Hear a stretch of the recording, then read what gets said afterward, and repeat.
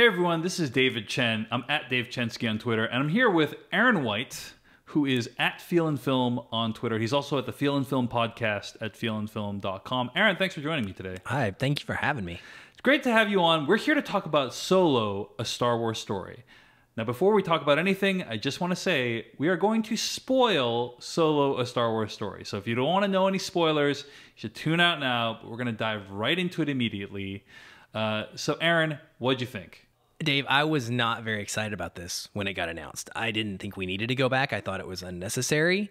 I didn't really enjoy Rogue One that much, and I thought, well, this is just going to be a big disaster. Ron Howard got brought in. There was a bunch of issues with the filming, but for me, once I sat down in that seat, I found it to be just an incredibly, incredibly compelling, fun ride. I enjoyed it. I had to kind of just take a moment and relax and just let myself go with the film. And it was like a space heist adventure.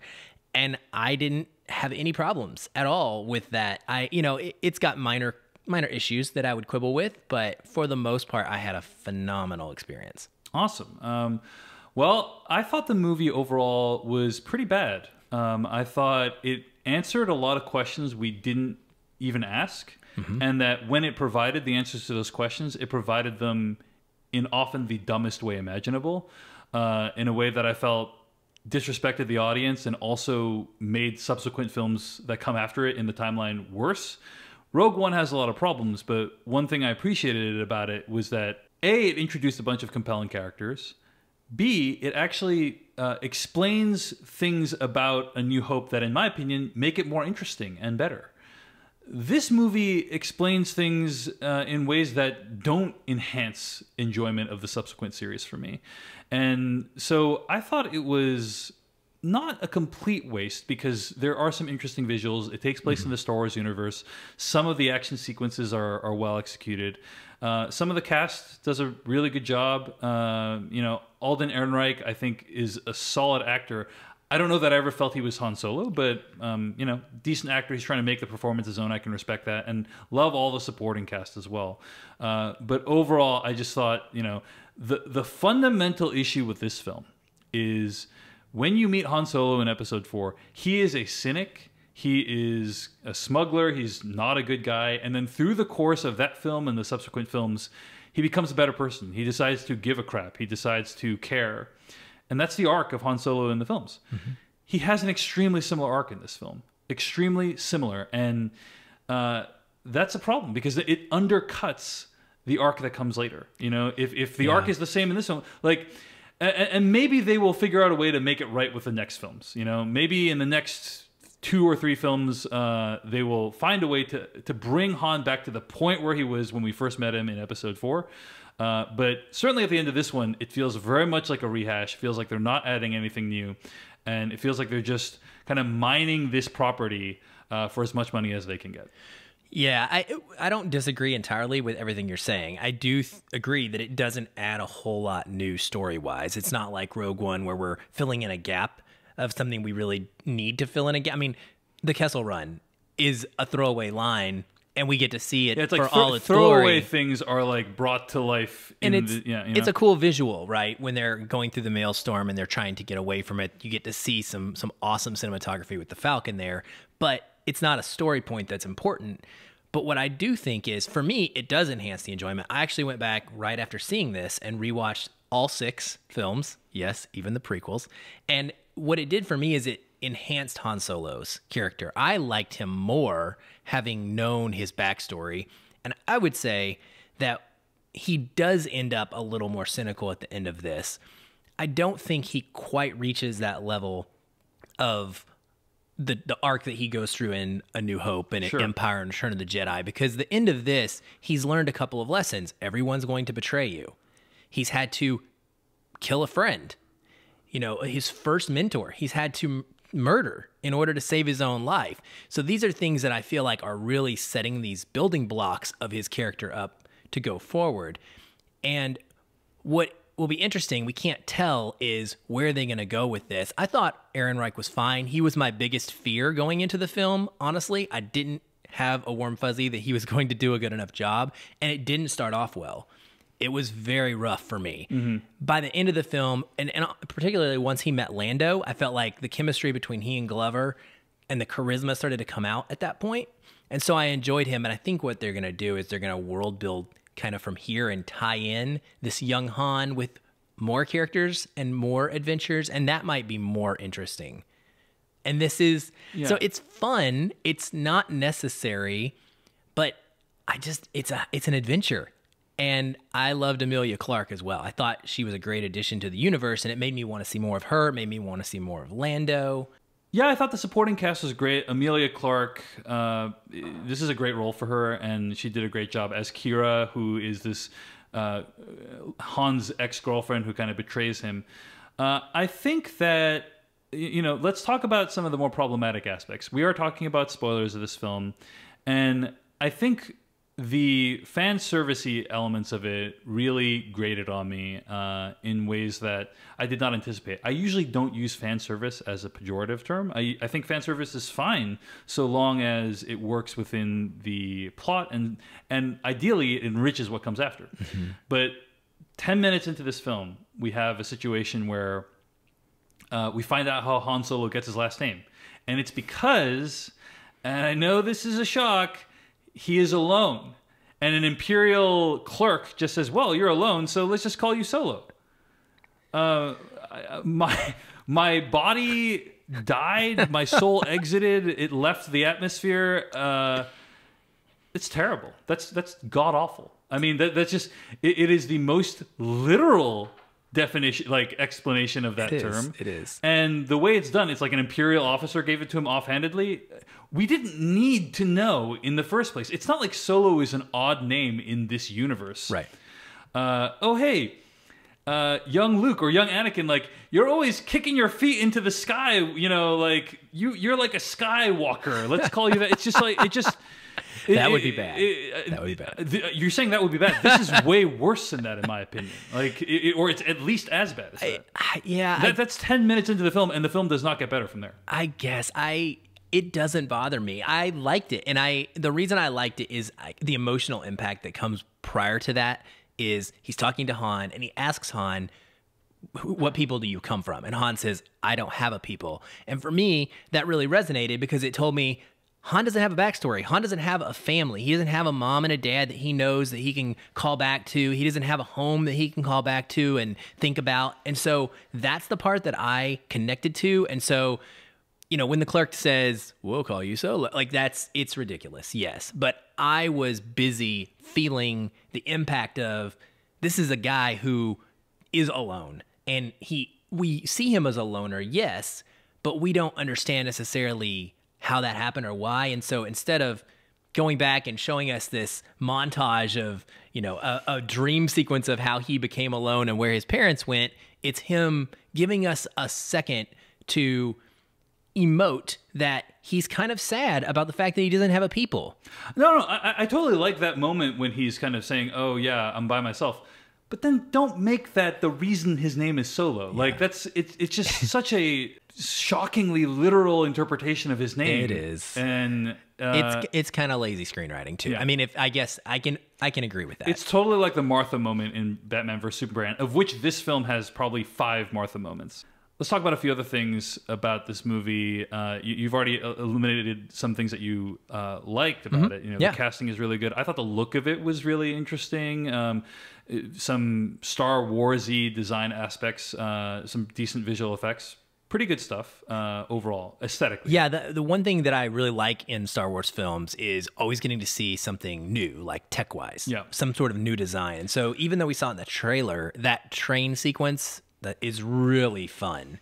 Yeah, it's probably the best action sequence in the film. And the kind of space yacht. There's this kind of massive space yacht that one of the characters has that I thought was pretty good. So I really appreciate. It's always nice to just like if the movie had no dialogue, just looking at it, it's like a pretty cool looking movie. It's really gritty in a way that some of the newer Star Wars films are, and so that's also appreciated as well. And did you notice the score? Because the score stood out to me.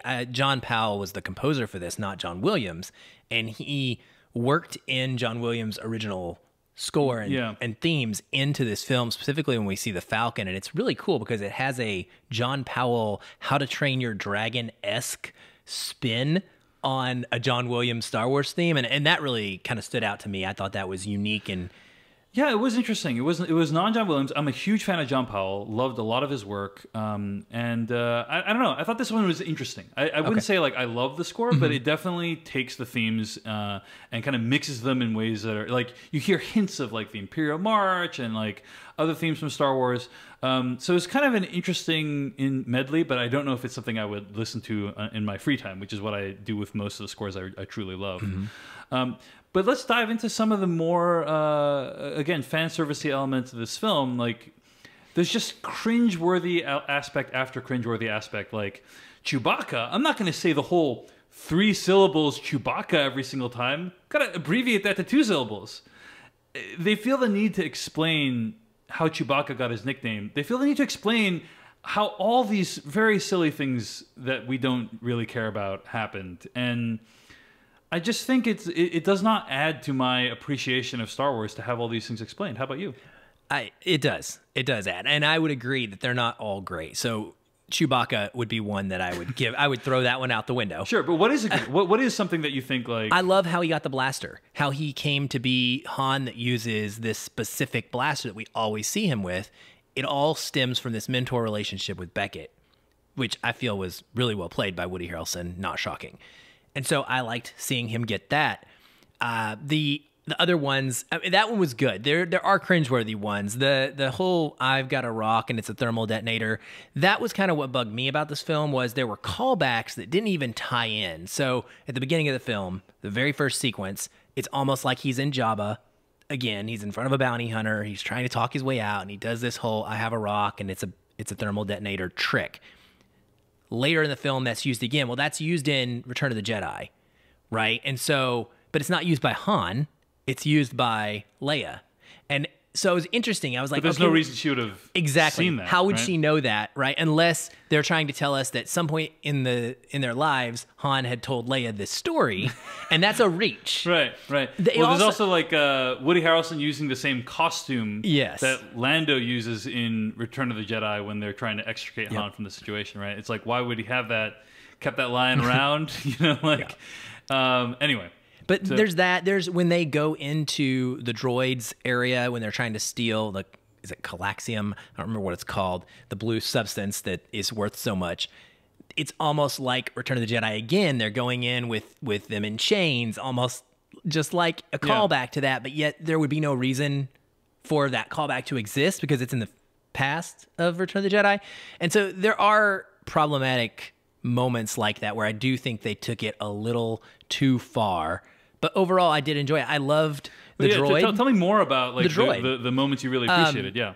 So L337, which spells leet, by the way, if you're not familiar with that speak, she becomes the Millennium Falcon, the navigation system. And there's a line in Empire Strikes Back where 3PO specifically says he's been interacting with the Millennium Falcon, and he says this navigation system has an interesting dialect. And I found that to be pretty intriguing. And it also speaks to the love that we see of Lando really wanting to own the Falcon, really wanting to go back and have the Falcon in his possession. Why it's so important to him? Well, it's important to him because he had this relationship with a droid who now has died and kind of merged into the AI of the Falcon. And so it gave that a lot more weight for me. Okay, I will give you that idea is interesting in concept, but I think the way it's executed in the film is very poor. I think you don't really get enough of the relationship between Lando and 1337. They interact for like 3 scenes maybe, and then there's this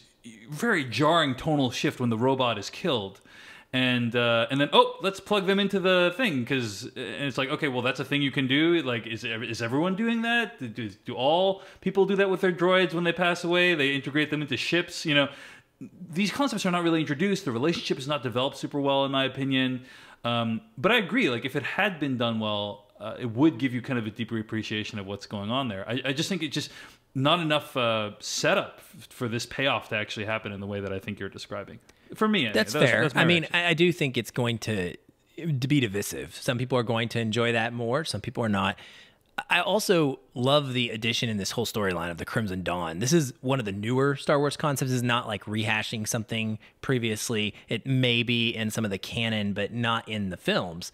And so the fact that all of this revolves around a space heist and this organization, this shady organization that Han is having to be forced to work for, it all fit really well for me. It made sense in this world. And we had space pirates, and I think those things play into kind of the rogue nature of what Han Solo becomes. And this really shows us that. And so I thought that we developed his character in a good way. And I love the relationship with Emilia Clarke.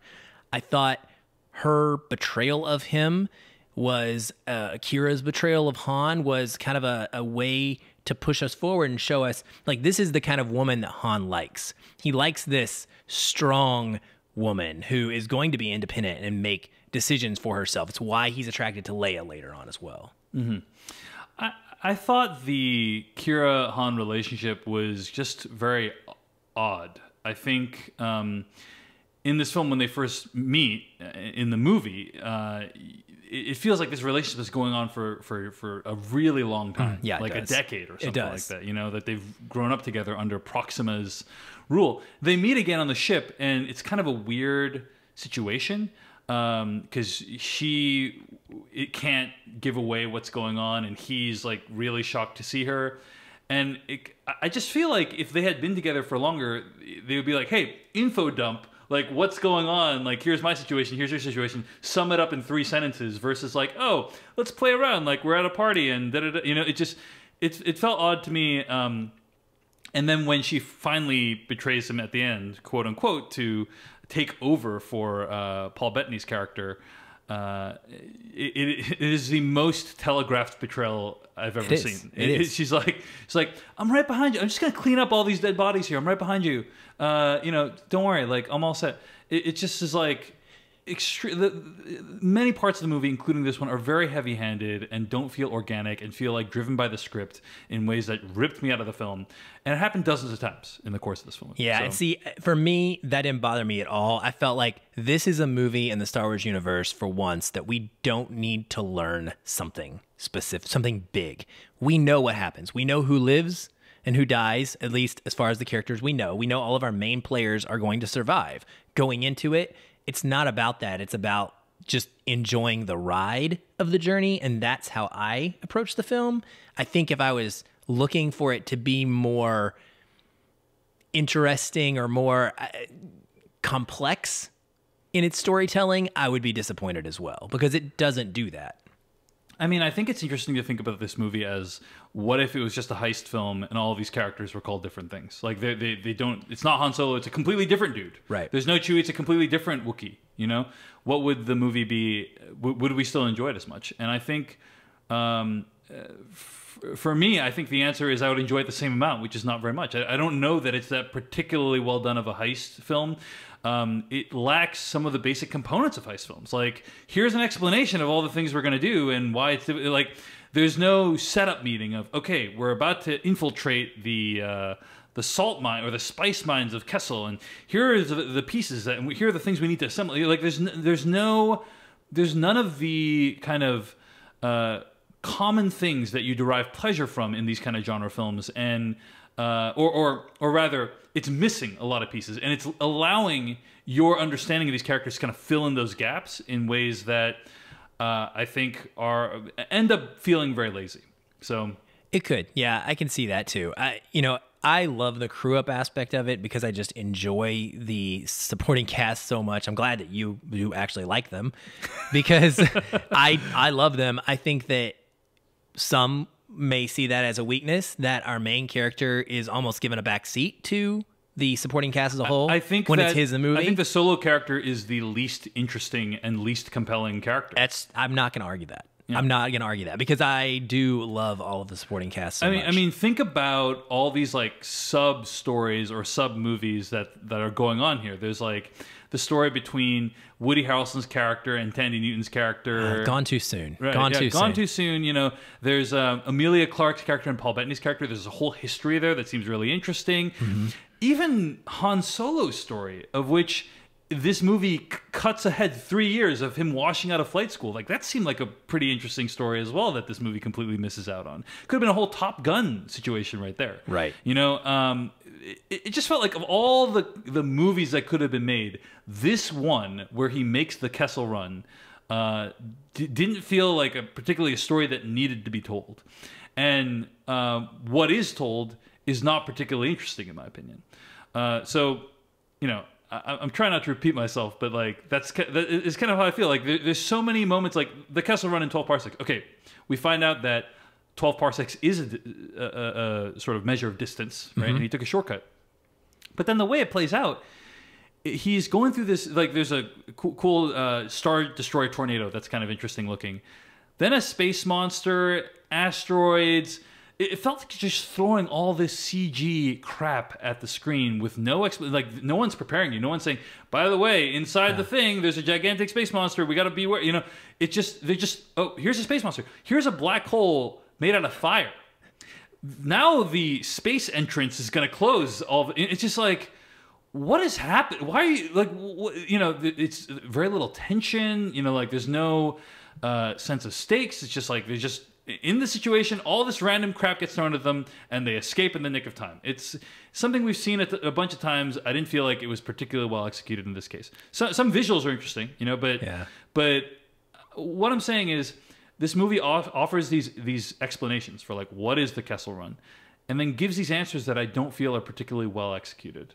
So yeah, it's fun. I think that the difference, I'm going to fall back on that simple word, but for me, I didn't want stakes from this film. I didn't want complexity. I didn't need it to be this big, normal. I didn't need it to be like Star Wars The Last Jedi, right? For me, I just wanted to sit back and enjoy characters being charismatic and being witty and meeting each other for the first time. And I didn't really care what the circumstances were around that. I didn't want depth, if that makes sense. And maybe that makes me shallow. I don't know. But I just didn't want it in this particular picture. I wanted a Ron Howard Willow fun movie. And I feel like that's what I got in this one. Interesting reference, because Warwick Davis does show up in this film. He does, right? Yeah, he does. Kind of. I wish he would have done more. I think... I sympathize with what you're saying. I wish that this movie had kind of expanded the universe a little bit more, right? Imagine if it had told like a fairly similar story with all new characters, done away with all the fan servicey stuff. I feel like it would have been a better film. Right? At some point, Star Wars is going to have to do that. Yeah. And, you know, we just got the announcement of this new one coming with Boba Fett shaking Boba Fett's getting a new film. We're going backwards. The guy who got killed accidentally by Han and then fell in a hole is getting a movie.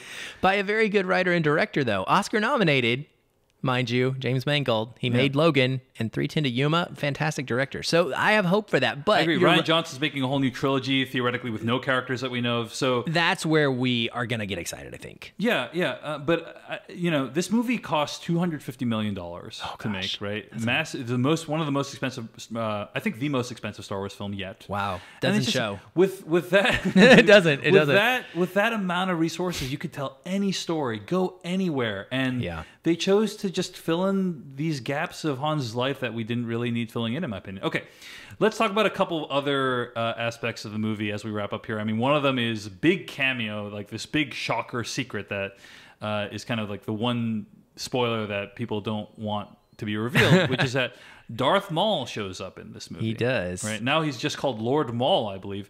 And what was your reaction? Like, I want to hear. Walk me through the entire thought process of when you saw Darth Maul. So I was still kind of reeling because I always am intrigued to see what kind of new lightsabery weapons we get in a new Star Wars film. And so Paul Bettany's character, Dryden Voss, had these lightsaber knuckles. Those were really badass. That was badass. They're like kind of a combination of like brass knuckles and like shurikens with lasers on them. Yeah, I really enjoyed those. And so I was kind of like just still like enjoying that. And this happened. And I'll be honest, the whole film I was thinking to myself, what if Emilia Clarke is going to become a bounty hunter? What if Kira is going to become this enemy of Han Solo further in the story? So I wasn't shocked to see her kind of have this relationship, but he pulls the hood back, and there was at least a 2 to 3 second moment of just WTF? Like, isn't he dead? Right? Right. And because he does get cut in half. He does. Episode 1, very Phantom clearly Menace. get cut in half and tumble down a hole. And not being a Star Wars aficionado who has explored all of the extra content, I didn't know that he actually doesn't die until I went back and Googled it. And so I immediately thought to myself, WTF? And then the next thought I had was, audiences are going to either love this or they are going to be so angry because it doesn't make any sense. I love the idea of where it's going. I think making Kira a character who is potentially going to become a Sith and having a female strong character, and she's awesome in her fight scene in this film. So I think she can pull that off as an actress. I was excited about that, but how it's supposed to tie into this character, the third thought was, we're going to get an Obi-Wan Solo film, and the whole thing is going to be about like reuniting him with Darth Maul to finish off this duel. So that's kind of how I felt about it. It did linger, and immediately I went home and Googled to find out, how is this guy alive? It is odd. He has whole arcs in like Star Wars Rebels, I believe, right? So this is kind of a thing where like you need to have watched a TV show that many people might not even know exists in order to fully appreciate his appearance in this thing. What's kind of the concept is cool, but the execution, again, so silly. I mean, he like ignites his lightsaber to be like, we have to talk, bzzz, like. On the one hand, okay, now it's clear that it's Darth Maul. Because maybe you wouldn't know it's Darth Maul. Maybe it's like someone of his species, or because Darth Maul in the first episode didn't talk, right? So it's like, maybe it's Darth Maul's brother or something, but he has the double lightsaber, so now you know it's him. On the one hand, so I understand why they did it, but on the other hand, it just is really silly. Like, no one, these holo chats are already really over the top in Star Wars, but no one's like, like I'm threatening you with my lightsaber. It's just ridiculous. I just thought it was insane. I would appreciate it if it was another Sith Lord. You could have done the same kind of concept with Kira having this backstory of being brought into a Sith apprenticeship without it having been a character we already know. And that's where these franchise films that we're getting are going to struggle, because they're trying to tie in everything to suck people into that next. They're not trusting an audience to enjoy new characters. Yeah. Every little bit of pre-awareness helps. Yeah. Every little bit of pre-awareness helps, right? So any other moments you want to bring up that you thought were particularly memorable? I thought like Han shooting first, that moment actually kind of worked for me. I liked it. One question that I would encourage people to ask when you're watching a film like this is, does it work without any previous knowledge of films, of the other films in the franchise? Because I think for it to be really successful, it can be successful if it depends on other films, that's okay. But for it to like function as its own film, the moment needs to work without prior knowledge. And I think the Han shot first is clearly an allusion to this whole struggle of whether Han shot Greedo first or not. But it actually works in the context of the film. He is killing his mentor, learning his mentor's lesson of not trusting people. And so I think it kind of functions in that moment. Now, that being said, at the end, he kind of is like, the tone of the ending is so positive for Han. He's like still such a cheerful guy. He doesn't feel like his whole life has been destroyed. Do you know what I mean? Like, it doesn't feel like, everything in my entire existence is like ruined, and now I'm gonna go join Jabba the Hutt on Tatooine to make up for it. It feels like, hey, I've had this great adventure and I've learned a lot of things, and maybe one day I will join the rebellion. Very bizarre place to end this movie, in my opinion. Yeah, it is a little bit odd, speaking to what you were saying, where we see Han as the cynic in A New Hope. It doesn't bridge that gap totally, because it does end with this, what I thought was fun and exciting and happy, him and Chewie punching it into hyperspace with the dice dangling on the rear view mirror, essentially, of the Falcon. Like, that is a cool scene. But you're right, thematically it doesn't really fit with what he's just gone and experienced. And so I don't know. I mean, I think it all depends on what comes next, and that is going to be such a big complaint for people. It's really a gap that the Star Wars films and the franchise is going to have to figure out if they're going to keep going back and giving us these fill-in stories. How do you bring that about in a way that can? The problem is they need to leave room to continue making these movies. That's what that's what they're doing. It's not necessarily what we want as fans, but that's what they're doing. Yeah. And so they want to leave you on this happy note, this exciting note. Okay, let's go see what Han's next adventure is going to be like. So that's a little bit disappointing. Tone that you just used, that's how I felt the movie speaking at me the whole time. So, the droid, though, I was curious how you felt about that. And it's Phoebe Waller-Bridges. Yeah.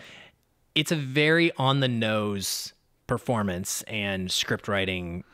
Her wanting she's all about liberty and droid rights. Right. So I was talking a little bit about this in the Slash Filmcast and how it kind of puts into your mind this idea that does this mean that like all droids are kind of enslaved in some way? You know, 'cause these droids in this movie have these restraint units on them, and we see in Star Wars: A New Hope that they also have restraining units, and so there are droid slaves, and that droids are a subclass of individuals because they're not like let into the cantina. We don't serve your kind here. But these are ideas that were really casually sprinkled in and not explored in any meaningful depth, in my opinion. And this movie kind of brings them to the forefront. It writes checks it can't really cash, in my opinion. It kind of brings us up this idea without exploring it in any meaningful sense. It almost plays it off as a joke. It does. It's meant to be kind of this funny thing that this quirky character is into. So I refuse to put more thought into this idea than the movie put into it, which is not very much. I enjoyed the first reference. I thought it was fun. I was like, that's funny. Haha, she's all about droid rights. But then it kept going and going and going. And it really became like an entire subplot. And I thought that they overdid that. One of the problems I have with these prequels is that they're setting up these scenarios that we've never seen play out later on in the universe. And so that one doesn't make a lot of sense to me. Like, I've never seen any other droid worried about droid rights. So why is this one random droid in the universe trying to start a rebellion for droids? It's very odd. The performance is great, though. Yeah, it's very funny. But anyway, closing thoughts on Solo: A Star Wars Story. You're making me not like it quite as much, which is a problem. No, That's my objective. I figured. No, I still enjoy it very much. I think that the one thing I would go back to is that this is a fun PG-13 adventure story where families can take their kids. This is a Star Wars film without the heft and the weight and the stakes of something like The Last Jedi, and it takes it back to just a very enjoyable, bare bones ride through the galaxy. And if you can just turn off the need to have a ton of character depth and turn off the need to have a very complex and difficult task for them to complete, I think you can enjoy it.